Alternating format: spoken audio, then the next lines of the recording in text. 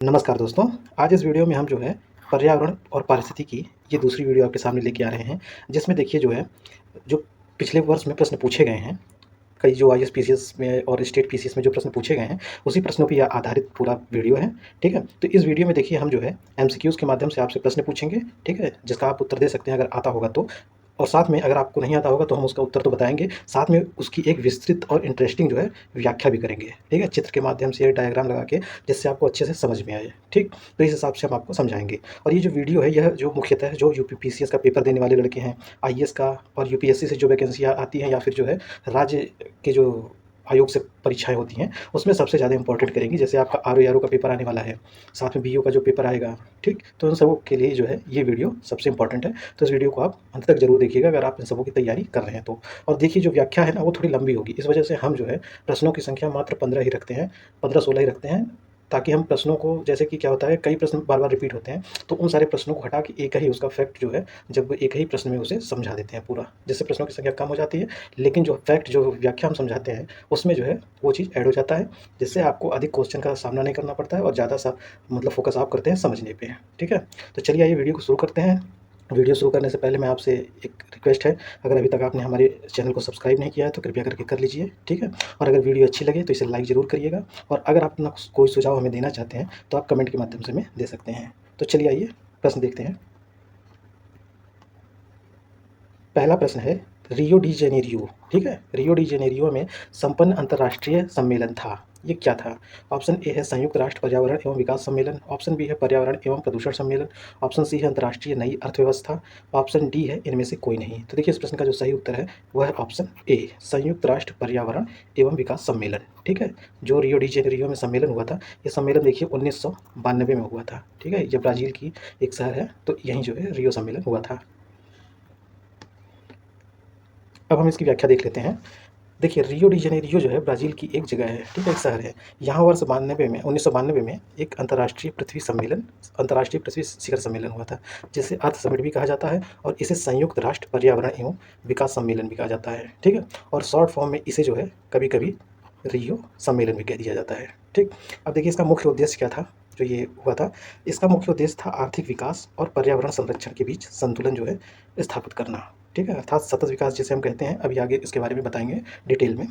तो देखिए इसका मुख्य उद्देश्य ये था कि जो हमारी पृथ्वी है, ठीक? जो हमारी पृथ्वी है 1992 तक आते-आते सबको ये समझ में आ गया था कि पर्यावरण, जो हमारा पर्यावरण जो है वो चेंज हो रहा है, उसे जो है हानि पहुँच रही है। और ये हानि क्यों पहुँच रही है? जो उद्योगों का जो मतलब स्थापना हो रही थी, बड़े-बड़े उद्योगों का, उससे जो निकलने वाले हानिकारक रासायनिक पदार्थ जो थे, रासायनिक गैसें थीं, ठीक है? वो हमारे जो है पर्यावरण में मिल रहे थे, जिससे जो है पर्यावरण को बहुत अधिक नुकसान हो रहा था।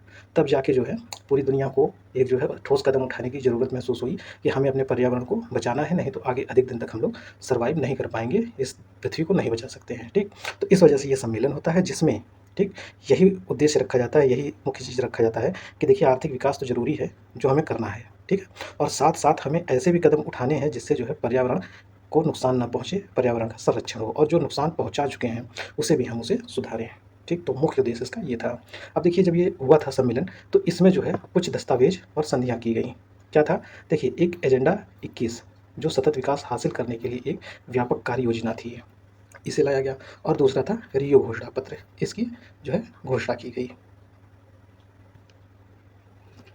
अब देखिए इस श्रृंखला के जो अन्य प्रमुख सम्मेलन हैं, उसमें है, इसे पृथ्वी शिखर सम्मेलन भी कहा जाता है, ठीक है? इसमें देखिए एक है रियो +5, ठीक? रियो +5 ये 1997 में हुआ था, जो कि न्यूयॉर्क में हुआ था, ठीक है? इसमें जो है एजेंडा 21 जो उसमें लाया गया था, उसी की प्रगति की समीक्षा के लिए ये सम्मेलन हुआ था। अब इसे रियो 5 क्यों कहते हैं? देखिए रियो +5 जो रियो सम्मेलन हुआ था पहला वाला, वह 1992 में हुआ था। अब इसमें अगर हम +5 जोड़ दें तो ये हो जाएगा 1997, ठीक है? तो इस तरीके से आप, पहला वाला याद है तो आप इसका सन आराम से निकाल सकते हैं, बस आपको जगह याद करनी है कि यह न्यूयॉर्क में हुआ था, ठीक? उसी तरीके से एक रियो +10 है, जो हुआ था जोहान्सबर्ग में, ये शिखर सम्मेलन हुआ था 2002 में। अब इसी में अगर हम, ठीक है, इसी में अगर हम +10 कर देते हैं तो आपका जो है 2002 हो जाता है, ठीक?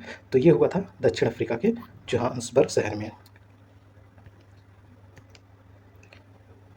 अगला प्रश्न है भूमंडलीय पर्यावरण सुविधा के संदर्भ में निम्नलिखित कथनों में से कौन से कथन सही हैं?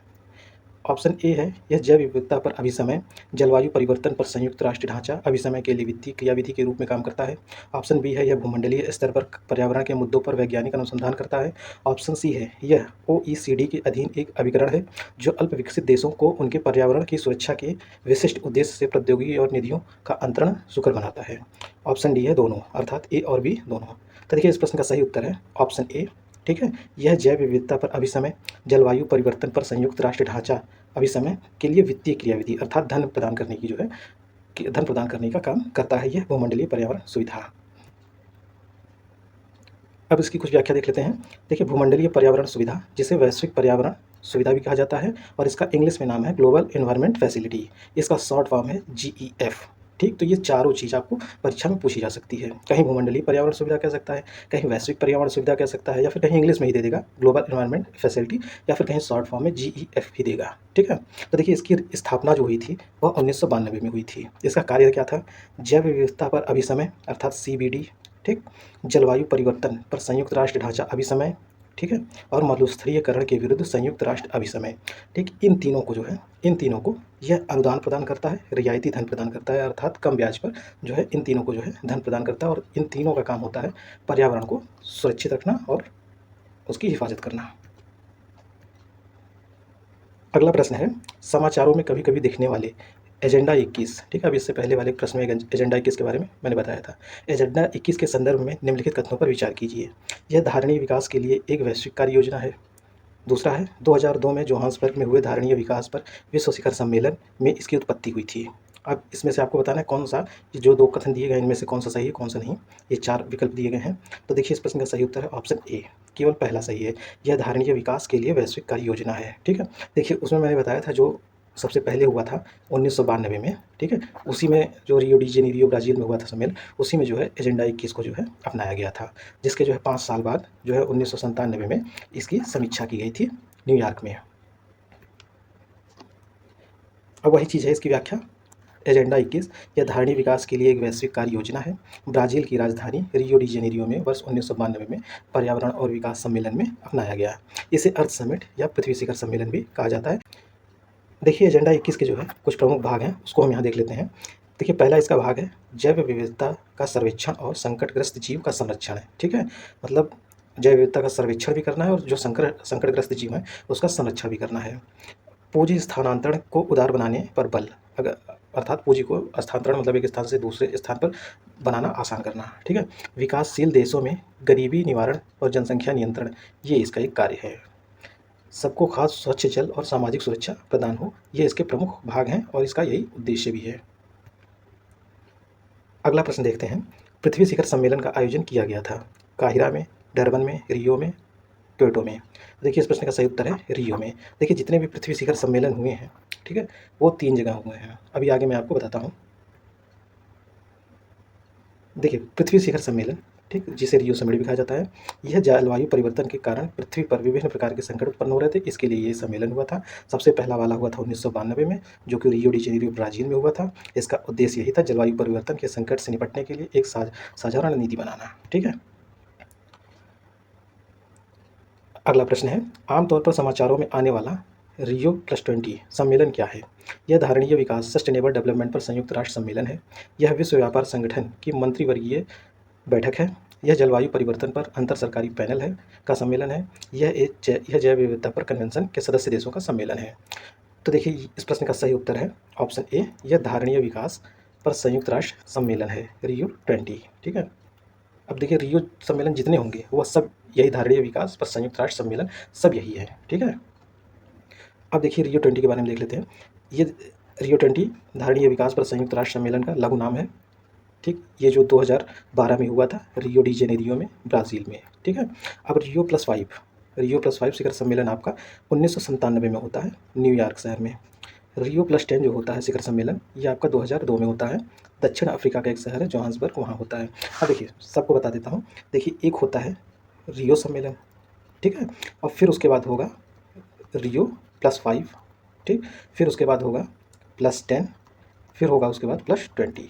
ठीक, तो ये आपके 4 सम्मेलन होते हैं, जिसमें से पहला और 20वां जो 20 साल बाद होता है, मतलब चौथा, ये दोनों तो रियो डी जेनेरियो में होंगे जो कि ब्राज़ील में है, और जो 5वां है ये आपका न्यूयॉर्क में होगा, और जो ये 10वां है, ठीक, जो 10 साल बाद होता है, ये आपका जोहान्सबर्ग में होगा। अर्थात 3 शहरों में अभी तक जो है रियो सम्मेलन हो चुके हैं, जिसे पृथ्वी शिखर सम्मेलन भी कहा जाता है, या फिर संयुक्त राष्ट्र सम्मेलन भी कहा जाता है। धारणीय विकास पर संयुक्त राष्ट्र सम्मेलन भी कहा जाता है। अगला प्रश्न है, हरित अर्थव्यवस्था पर कार्रवाई के लिए भागीदार PAGI, जो अपेक्षाकृत हरित एवं अधिक समावेशी अर्थव्यवस्था की ओर देश के संक्रमण में सहायता देने के लिए संयुक्त राष्ट्र की एक कार्यविधि है, आविर्भूत हुई है। जोहान्सबर्ग में 2002 के संधारणीय विकास के पृथ्वी शिखर सम्मेलन में। ऑप्शन बी है रियो डी जेनेरियो 2012 के संधारणीय विकास पर संयुक्त राष्ट्र सम्मेलन में। पेरिस में 2015 में जलवायु परिवर्तन पर संयुक्त राष्ट्र फ्रेम कन्वेंशन में। ऑप्शन डी है नई दिल्ली में 2016 के विश्व संधारणीय विकास शिखर सम्मेलन में। तो देखिए इस प्रश्न का सही उत्तर है option B, Rio de Janeiro में 2012 में संधारणीय विकास या धारणीय विकास पर संयुक्त राष्ट्र सम्मेलन में। ठीक है, ये जो हरित अर्थव्यवस्था है इसे जो है आविर्भूत मतलब लाया गया था। अब हम थोड़ा और जो है हरित अर्थव्यवस्था के बारे में जान लेते हैं। इसके बारे में तो मैंने बता दिया है, हरित अर्थव्यवस्था को 2012 में रियो डी जेनेरियो ब्राज़ील में जो सम्मेलन हुआ था उसमें जो है अपनाया गया था। देखिए हरित अर्थव्यवस्था का अर्थ साफ सीधी बात है, इस फोटो में देखिए आप जो है विकास करके आप ऊंची बिल्डिंगें बना रहे हैं। ठीक है, साथ में आप कुछ स्पेस रखिए जहाँ जो है आप पेड़ पौधों के लिए भी जगह दे सकें। ठीक है, पार्क बनाइए और ऐसी ऊर्जा का प्रयोग करिए जो मतलब पर्यावरण को नुकसान नहीं पहुंचा रही है, अर्थात नवीकरणीय ऊर्जा, जैसे सौर ऊर्जा हुआ, पवन ऊर्जा हुआ। इससे देखिए थोड़ा सा भी प्रदूषण नहीं होता है। वहीं जो हम कोयले से बिजली बनाते हैं उससे जो है जो धुआं निकलता है उससे पर्यावरण प्रदूषित होता है। तो ऐसे ऐसे जो है बिजली का उपयोग किया जाए और इस तरीके से जो है अपना आर्थिक विकास किया जाए, जिससे जो है पर्यावरण को नुकसान बहुत कम मात्रा में हो। ठीक है, तो इस तरीके से विकास करने की बात इसमें हरित अर्थव्यवस्था में की जाती है। अब यहाँ उसे थोड़ा डिटेल में देख लेते हैं। हरित अर्थव्यवस्था वह आर्थिक व्यवस्था है जिसमें आर्थिक विकास के साथ साथ पर्यावरण संरक्षण, प्राकृतिक संसाधनों का संतुलित उपयोग, ठीक है, और सामाजिक समानता पर भी ध्यान दिया जाता है। इसी को हरित अर्थव्यवस्था कहा जाता है, जिसमें जो है पर्यावरण का संरक्षण भी किया जाता है, प्राकृतिक संसाधनों का संतुलित उपयोग भी किया जाता है, और जो सामाजिक समानता है उसको जो है बढ़ावा दिया जाता है। तो यही है आपका हरित अर्थव्यवस्था। इसका जो उद्देश्य है वह विकास करना है, लेकिन प्रकृति को नुकसान पहुंचाए बिना। ठीक है, आप विकास भी करिए लेकिन प्रकृति को नुकसान ना पहुंचाइए। हरित अर्थव्यवस्था का अब मुख्य उद्देश्य देख लेते हैं। पर्यावरण संरक्षण है, कार्बन उत्सर्जन को कम करना है, प्राकृतिक संसाधनों का सतत उपयोग करना है, अर्थात इस तरीके से उपयोग करना है जितना हम प्राकृतिक संसाधनों का उपयोग कर रहे हैं उतना हम प्राकृतिक संसाधन और बढ़ाएं भी। जैसे कि मान लीजिए अगर हम एक पेड़ की लकड़ी को हम काट रहे हैं, एक पेड़ को काट रहे हैं उसकी लकड़ी का उपयोग करने के लिए, तो उसकी जगह हमें जो है कम से कम 10 पेड़ लगाने भी चाहिए। ठीक, नवीकरणीय ऊर्जा का प्रयोग अर्थात सौर ऊर्जा, पवन ऊर्जा, जल ऊर्जा। देखिए जब नवीकरणीय ऊर्जा का प्रयोग होता है ना तो उसमें जो है प्रदूषण नहीं होता है, क्योंकि हम प्रकृति से ही उस चीज़ को जो है बना रहे हैं, जिससे पर्यावरण को कोई हानिकारक मतलब पॉल्यूशन नहीं होता है। इस वजह से नवीकरणीय सौर ऊर्जा का प्रयोग किया जाता है। रोजगार के नए अवसर जो है पैदा करना, ये भी जो है हरित अर्थव्यवस्था का प्रमुख उद्देश्य है। सतत कृषि और जैव विविधता का संरक्षण, ये भी जो है हरित अर्थव्यवस्था का प्रमुख उद्देश्य है। ये आपके लिए इंपॉर्टेंट है, क्योंकि एक प्रश्न और पूछा गया था, हरित अर्थव्यवस्था के निम्न उद्देश्यों में से कौन से उद्देश्य हरित अर्थव्यवस्था के उद्देश्य हैं। ठीक है, अगला प्रश्न है, राष्ट्रीय पर्यावरण अभियांत्रिकी शोध संस्थान अवस्थित है। ठीक है, राष्ट्रीय पर्यावरण अभियांत्रिकी शोध संस्थान, जिसे शॉर्ट फॉर्म में नीरी कहा जाता है, ये बहुत इंपॉर्टेंट प्रश्न है, कई बार यह पूछा गया है। ठीक है, ऑप्शन ए है बेंगलोर, ऑप्शन बी है हैदराबाद, ऑप्शन सी है नागपुर, ऑप्शन डी है नई दिल्ली। तो देखिए इस प्रश्न का सही उत्तर है ऑप्शन सी नागपुर। नागपुर में जो है राष्ट्रीय पर्यावरण अभियांत्रिकी शोध संस्थान अवस्थित है। अब इसकी व्याख्या देख लेते हैं। नीरी की जो स्थापना है वह महाराष्ट्र राज्य के नागपुर शहर में है। इसकी स्थापना जो है 1958 में की गई थी। इसका स्थापित करने का उद्देश्य क्या था? यह संस्थान पर्यावरण विज्ञान, इंजीनियरिंग के क्षेत्र में नवाचार और अनुसंधान पर केंद्रित है। ठीक है, अर्थात पर्यावरण विज्ञान इस क्षेत्र में जो है इसका जो है अनुसंधान करना है और इसे नवाचार अर्थात नई नई चीज़ों का इसमें प्रयोग करना है। ठीक है, नीरी भारत सरकार के भारत सरकार के विज्ञान एवं प्रौद्योगिकी मंत्रालय के अधीन आता है। एक प्रश्न ये पूछा गया था, नीरी जो है राष्ट्रीय पर्यावरण अभियांत्रिकी शोध संस्थान किस मंत्रालय के अंतर्गत काम करता है? तो ये जो है विज्ञान एवं प्रौद्योगिकी मंत्रालय के अधीन कार्य करता है। ये आपके लिए इंपॉर्टेंट है। ठीक, अब इसका इंग्लिश में जो फुल फॉर्म है वह है national environmental engineering research and institute. ठीक है, तो इंग्लिश में इसका शॉर्ट फॉर्म फुल फॉर्म दोनों देखिएगा। अगला प्रश्न है, राष्ट्रीय पर्यावरण अभियांत्रिकी शोध संस्थान नीरी कब और कहाँ स्थापित किया गया था? वही देखिए, उसी से रिलेटेड है और इसी तरीके के कई प्रश्न आए हैं। ठीक है, तो 1958 में हुआ था नागपुर में। अगला प्रश्न है, NEA से आशय है national inquiry act, national environmental authority, national examination agency, national event association. तो देखिए इस प्रश्न का सही उत्तर है option B, national environmental authority इसका जो है फुल फॉर्म है। ठीक है, NEA का। अब इसके बारे में देख लेते हैं। NEA को इंग्लिश में नेशनल एनवायरमेंटल अथॉरिटी कहते हैं, हिंदी में राष्ट्रीय पर्यावरण प्राधिकरण कहते हैं। पूरा नाम इसका पूरा नाम राष्ट्रीय पर्यावरण अपील प्राधिकरण है। ठीक है, जो इसका सही नाम है पूरा राष्ट्रीय पर्यावरण अपील प्राधिकरण है। ठीक, NEAA। इसकी स्थापना जो है 1997 में हुई थी।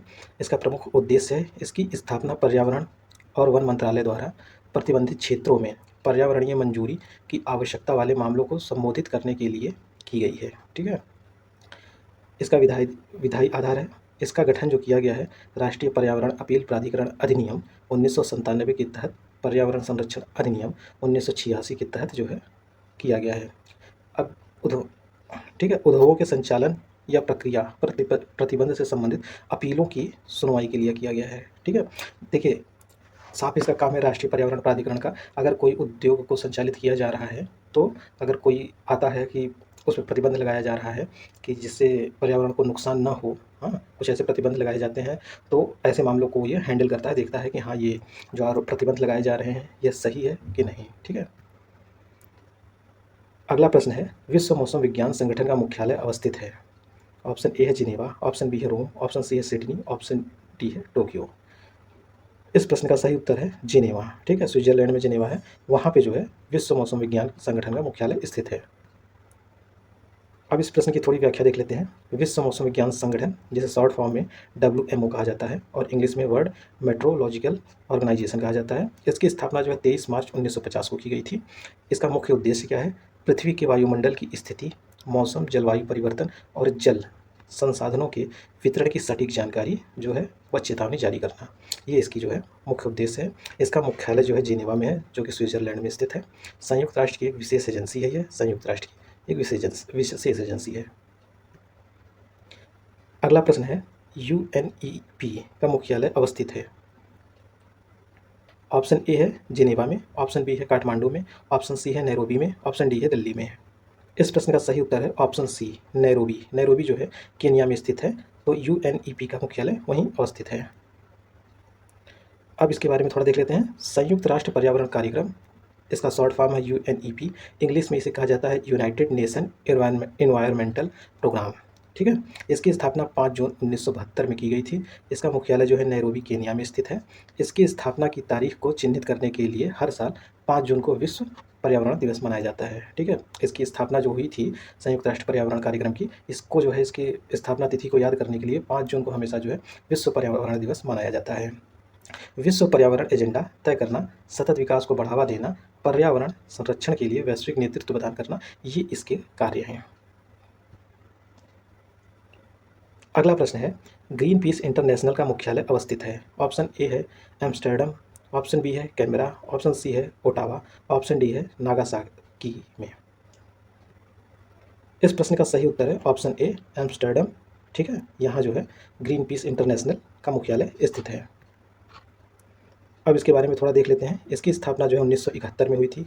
मुख्यालय जो है एम्स्टर्डम नीदरलैंड में है। ठीक है, स्वरूप इसका देख लेते हैं। एक गैर सरकारी पर्यावरण संगठन है।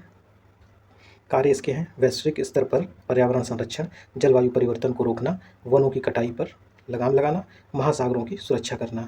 ठीक है, मतलब पर्यावरण की सुरक्षा से संबंधित इस जो है आयोग का काम। अगला प्रश्न है, भारत में पर्यावरण संरक्षण अधिनियम पारित हुआ था? ऑप्शन ए है 1981 में, ऑप्शन बी है 1986 में, ऑप्शन सी है 1995 में, ऑप्शन डी है 2000 में। आपको बताना है भारत में पर्यावरण संरक्षण अधिनियम कब पारित हुआ था। इस प्रश्न का सही उत्तर है ऑप्शन बी, 1986 में जो है भारत में पर्यावरण संरक्षण अधिनियम पारित हुआ था। अब इसके बारे में थोड़ा हम देख लेते हैं। पर्यावरण संरक्षण अधिनियम 1986, इसका एक नाम है पूरा। इसे जो है अम्ब्रेला एक्ट भी कहा जाता है, इसका एक अन्य नाम है। यह जो है 23 मई 1986 को स्वीकृत हुआ था। 19 नवंबर 1986 को जो है पूरे देश में लागू कर दिया गया था। इसे निर्मित करने का कारण क्या था? देखिए, भोपाल गैस त्रासदी। ठीक है, भोपाल में आप जानते हैं इंदौर में हाँ, एमपी में है भोपाल, ठीक है। वहाँ जो है एक फैक्ट्री थी कार्बाइड बनाने वाली, उसमें जो है दिसंबर 1984 में बहुत बड़ा हादसा हुआ था, ठीक है। उससे जहरीली गैस लीक होने लगी थी, जिससे आसपास के एरिया में जो लोग थे वो काफ़ी बड़ी संख्या में लोग मारे गए थे, ठीक है। और इससे जो है पर्यावरण को जो भी काफ़ी नुकसान पहुँचा था। तो इसका सबसे पहला निर्मित करने का कारण तो यही था, ये घटना इसकी, ठीक है। दूसरा था जून 1972 में स्टॉकहोम में आयोजित संयुक्त राष्ट्र के मानव पर्यावरण सम्मेलन में लिए गए निर्णयों को भारत में प्रभावी ढंग से लागू करने के लिए उद्देश्य से ऐसा किया गया था, ठीक। भारतीय संविधान के अनुच्छेद 253 के तहत संसद द्वारा पारित किया गया पर्यावरण संरक्षण अधिनियम किस अनुच्छेद के तहत पारित किया गया? अनुच्छेद 253 के तहत पारित किया गया। अब हम थोड़ा अनुच्छेद 253 को देखते हैं। ये अनुच्छेद जो है संसद को अंतर्राष्ट्रीय समझौतों, संधियों और सम्मेलनों को प्रभावी बनाने के लिए कानून बनाने की विशेष शक्ति प्रदान करता है। अर्थात ये जो आर्टिकल है वो सरकार को यह शक्ति प्रदान करता है कि अगर वो अंतर्राष्ट्रीय कोई समझौता कर रहे हैं, उससे संबंधित अगर कोई अधिनियम बनाना हो तो संसद बना सकती है। अब इसका मुख्य उद्देश्य क्या है? केंद्र सरकार को पर्यावरण की गुणवत्ता में सुधार करने के लिए अत्यधिक व्यापक शक्तियाँ प्रदान करता है। यह अधिनियम जो है 1986 पर्यावरण संरक्षण अधिनियम उद्योगों से निकलने वाले प्रदूषकों, गैसों और कचरों की अधिकतम सीमा तय करना, ठीक है। कितनी सीमा में जो है उद्योग धंधे जो लगे हैं, कितनी सीमा में जो है गैस के रूप में प्रदूषक निकाल सकते हैं और कचरे किस हिसाब से निकाल सकते हैं, और जो जल उनका जो केमिकल मिला रहता है जल में, उसे किस हिसाब से जो है वो निकाल सकते हैं, ठीक है। पूरा रिफाइन करके ही उसे नदियों में छोड़ सकते हैं। तो ये सारे नियम जो है इस अधिनियम के तहत सरकार बनाती है। उद्योग निगमों का उल्लंघन करता है तो केंद्र सरकार के पास उस उद्योग को सीधे बंद करने, प्रतिबंधित करने या उसकी बिजली पानी आपूर्ति को रोकने की पूर्ण अधिकार होता है। अगर केंद्र सरकार की गाइडलाइन के हिसाब से अगर कोई उद्योग है उसका अनुपालन नहीं करता है तो वह उसे सीधे बंद भी कर सकता है या प्रतिबंधित कर सकता है या उसकी बिजली पानी की आपूर्ति को रोक सकता है। यह शक्तियाँ उसे प्रदान होती है। अगला प्रश्न है, जेनेटिक इंजीनियरिंग अनुमोदन समिति का गठन निम्नलिखित में से किसके अधीन किया गया था? ऑप्शन ए है खाद्य सुरक्षा एवं मानक अधिनियम 2006, ऑप्शन बी है माल के भौगोलिक उपदर्शन अधिनियम 1999, ऑप्शन सी है पर्यावरण संरक्षण अधिनियम 1986, ऑप्शन डी है वन्य जीव संरक्षण अधिनियम 1972, ठीक है। तो इस प्रश्न का जो सही उत्तर है ऑप्शन सी, पर्यावरण संरक्षण अधिनियम 1986, ठीक है। जेनेटिक इंजीनियरिंग अनुमोदन समिति का गठन जो है इस पर्यावरण संरक्षण अधिनियम के तहत किया गया है। अब इसके बारे में हम थोड़ा और देख लेते हैं, ठीक है। इसका गठन जो है पर्यावरण संरक्षण अधिनियम 1986 के अधीन किया गया है, ठीक है। देखिए 22 जुलाई 2010 को गजट नोटिफिकेशन के द्वारा इसका नाम जो है कुछ परिवर्तित किया गया है। आनुवांशिक इंजीनियरिंग अनुमोदन समिति, हाँ, शब्दों के स्थान पर अब जो है आनुवांशिक इंजीनियरिंग आकलन समिति, अनुमोदन समिति को हटा के आकलन समिति इसका नाम कर दिया गया है, ठीक है। इंग्लिश में इसका नाम ये है, देख लीजिए आप। अगला प्रश्न है, निम्नलिखित में से कौन पर्यावरण संतुलन के संरक्षण से संबंधित है? वन नीति, दूसरा है पर्यावरण संरक्षण अधिनियम 1986, तीसरा है औद्योगिक नीति, चौथा है शिक्षा नीति। अब नीचे कोड दिए गए हैं, आपको इन्हीं कोड में से चुन के बताना है कि कौन कौन से इसमें से जो चार्ट दिए गए कौन कौन से पर्यावरण संतुलन के संरक्षण से संबंधित है। तो इस प्रश्न का सही उत्तर है ऑप्शन डी, ये चारों, ठीक है।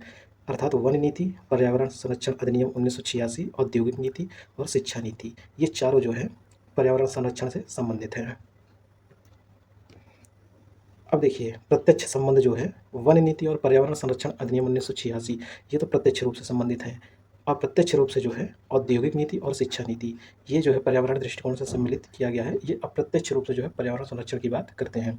पर्यावरण संरक्षण के संबंधित अधिनियम अब देख लीजिए, वन्य जीव संरक्षण अधिनियम 1972, जल प्रदूषण निवारण एवं नियंत्रण अधिनियम 1974, वन संरक्षण अधिनियम 1980, वायु प्रदूषण निवारण एवं नियंत्रण अधिनियम 1981, पर्यावरण संरक्षण अधिनियम 1986, जैव विविधता अधिनियम 2002, राष्ट्रीय हरित अधिकरण अधिनियम 2010। अब देखिए ये इतना इंपॉर्टेंट है, ये बहुत सारी परीक्षाओं में पूछा जाता है। देखिए जो वनडे एग्जाम होते हैं उसमें तो सीधे पूछा जाएगा वन संरक्षण अधिनियम कब पारित किया गया था, लेकिन जो अपनी सिविल सर्विसेज की परीक्षाएं होती हैं ना, उसमें जो है उठा के ये चार्ट दे देगा और सबके सन आगे पीछे कर देगा, ठीक है। एक तरफ इस अधिनियम का नाम दे देगा, एक तरफ जो है उसका सन दे देगा, फिर आपको मिलान करना रहेगा कि कौन सा जो है मिलान सही है, ठीक। मिलान करने के लिए देता है सिविल सर्विसेज में। तो ये आप जो है बहुत इंपॉर्टेंट है, अच्छे से इसे रट लीजिएगा, कहीं जो है चिपका दीजिएगा लिख के और बार बार इसे देखते रहिएगा। अगला प्रश्न है, नेशनल ग्रीन ट्रिब्यूनल जिसे एनजीटी भारत सरकार द्वारा स्थापित किया गया, कब किया गया था? ऑप्शन ए है 2008, ऑप्शन बी है 2009, ऑप्शन सी है 2010, ऑप्शन डी है 2011। इस प्रश्न का सही उत्तर है ऑप्शन सी 2011। हाँ सॉरी 2010। 2010 में जो है नेशनल ग्रीन ट्रिब्यूनल एनजीटी की स्थापना भारत सरकार के द्वारा की गई। अब इसकी थोड़ी सी देख लेते हैं व्याख्या। नेशनल ग्रीन ट्रिब्यूनल, जिसे शॉर्ट में एनजीटी कहा जाता है, हिंदी में राष्ट्रीय हरित न्यायाधिकरण कहा जाता है। ठीक है, इसकी स्थापना 18 अक्टूबर 2010 को की गई। देखिए डेट उतना इंपॉर्टेंट नहीं होता है, ज़्यादातर सन ही इंपॉर्टेंट होता है। ठीक है, तो सन को आप ज़्यादा ध्यान दीजिएगा। तो इसकी स्थापना जो है की गई नेशनल ग्रीन ट्रिब्यूनल एक्ट के द्वारा। इसके अधीन जो है इस संस्था की स्थापना की गई है। ठीक है, इसके द्वारा जो है पर्यावरण संरक्षण, वन, अन्य प्राकृतिक संसाधनों से संबंधित मामलों का निपटारा किया जाता है। एक तरीके से कोर्ट के रूप में काम करता है। ठीक, इन सबों से संबंधित जो है पर्यावरण से संबंधित अगर कोई भी सवाल होता है, कोई भी शिकायत होती है, तो उसे जो है इसमें हल किया जाता है। अगला प्रश्न है, राष्ट्रीय हरित अधिकरण किस प्रकार केंद्रीय प्रदूषण नियंत्रण बोर्ड से भिन्न है।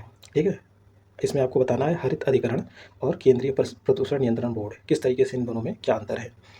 एनजीटी का गठन एक अधिनियम द्वारा किया गया है, जबकि सीपीसीबी, ठीक है, केंद्रीय प्रदूषण नियंत्रण बोर्ड का गठन सरकार के कार्यपालक आदेश से किया गया है। दूसरा है, एनजीटी पर्यावरण न्याय उपलब्ध कराता है और उच्चतम न्यायालयों में मुकदमों के भार को कम करने में सहायता करता है, जबकि सीपीसीबी झरनों, कुओं की सफाई को प्रोत्साहित करता है तथा देश में वायु की गुणवत्ता में सुधार लाने का लक्ष्य रखता है। तो आपको बताना है, ये दो कथन दिए गए हैं, इनमें से बताना है कि राष्ट्रीय हरित अधिकरण और केंद्रीय प्रदूषण नियंत्रण बोर्ड किस तरीके से एक दूसरे से भिन्न है। तो देखिए इस प्रश्न का सही उत्तर है ऑप्शन बी। ठीक है, ये जो है केवल दूसरा इसमें सही है। ठीक, जो एनजीटी का कार्य है वह पर्यावरण से संबंधित है, उसमें पर्यावरण से संबंधित मुद्दों को रखा जाता है और एक न्यायालयिक तरीके काम करता है। वहीं जो ये सीपीसीबी है, यह जो है कुओं की सफाई को प्रोत्साहित करता है, देश में वायु की गुणवत्ता सुधार लाने का लक्ष्य रखता है। ठीक है, अब हम इसके बारे में थोड़ा डिटेल में देख लेते हैं। राष्ट्रीय हरित अधिकरण की स्थापना जो है 2010 में की गई थी, राष्ट्रीय हरित अधिकरण अधिनियम 2010 के तहत। इसका कार्य है वनों एवं अन्य प्राकृतिक संसाधनों के पर्यावरण संरक्षण से संबंधित मामलों के प्रभावी एवं तीव्र निपटाना। ठीक है, एक न्यायिक कार्य है इसका। केंद्रीय प्रदूषण नियंत्रण बोर्ड, इसकी स्थापना जो है सांविधिक संगठन है, जिसका गठन जो है 1974 में किया गया है। जल प्रदूषण निवारण एवं नियंत्रण अधिनियम 1974 के तहत इस बोर्ड का, केंद्रीय प्रदूषण नियंत्रण बोर्ड का गठन किया गया है। अब पर्यावरणीय मुद्दों पर राष्ट्रीय हरित न्यायाधिकरण का समर्पित क्षेत्राधिकार द्रुत गति से पर्यावरणीय न्याय उपलब्ध कराता है तथा उच्चतम न्यायालय में मुकदमों का भार को जो है, मुकदमों के भार को कम करने में मदद करता है। जल प्रदूषण निवारण एवं नियंत्रण बोर्ड अधिनियम 1974 के तहत जो है वायु प्रदूषण निवारण एवं नियंत्रण अधिनियम 1981 में वर्णित सीपीसीबी के मुख्य कार्यों में नदियों एवं कुओं की सफाई करना, ठीक है, नदियों की सफाई करना, कुओं की सफाई, स्वच्छता को बढ़ावा देना और देश में वायु की गुणवत्ता में सुधार लाना। ठीक है, सीपीसीबी का यह मुख्य कार्य है और जो राष्ट्रीय हरित न्यायाधिकरण है उसका कार्य है पर्यावरण से संबंधित मुद्दों पर न्याय देना। ठीक, तो दोस्तों ये थी आज की वीडियो कैसी लगी कमेंट के माध्यम से ज़रूर बताइएगा। अगर आपका कोई सवाल हो तो आप भी कमेंट के माध्यम से पूछ सकते हैं, और अगर हमारी आपको वीडियो अच्छी लगी है तो कृपया करके वीडियो को लाइक कर दीजिए। और निवेदन है, अगर आपने अभी तक हमारे चैनल को सब्सक्राइब नहीं किया है तो कृपया करके चैनल को सब्सक्राइब कर लें। ठीक है, फिर मिलते हैं अगली वीडियो में। धन्यवाद।